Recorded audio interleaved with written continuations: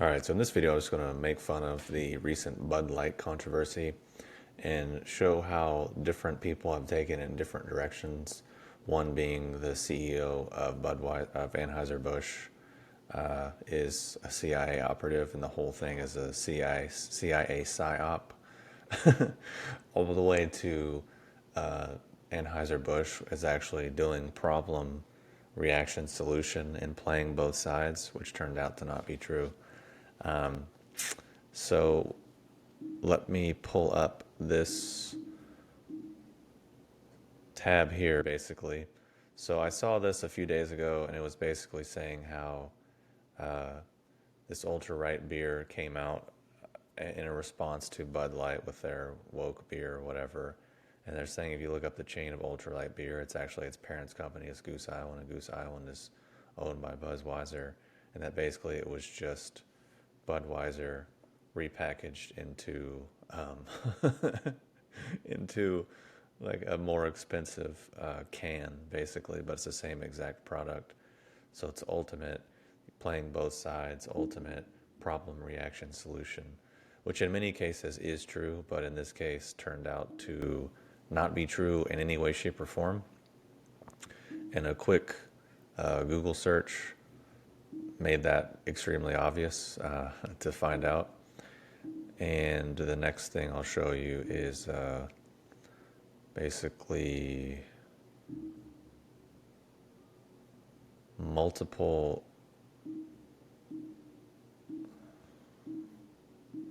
So basically, yeah, here's the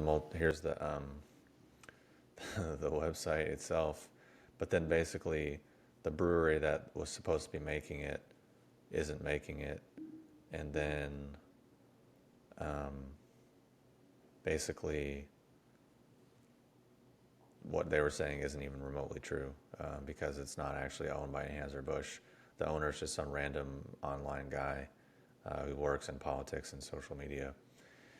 And then on further research, I found these like conservative, kind of right-wing people that on Twitter and social media guys talking about how the CEO of basically of Anheuser-Busch is this is a CIA op and basically a foot soldier for the leftists' agenda, which is also kind of funny and entertaining, even though obviously I see where they're coming from. I mean, they're looking at his LinkedIn, they're looking at his background, and making those leaps.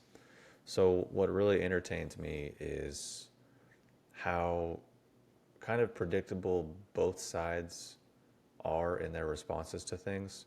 So on the left, if you have any kind of difference in opinion, then you are basically automatically, anti everything. You don't care about equality. You don't care about equity. You're like a hateful, racist, misogynist, transphobic, fill in the blank with just name calling, whatever, because you might not have the exact opinion that they do. And that's pretty predictable, pretty understandable across any kind of subject that leans far left, right?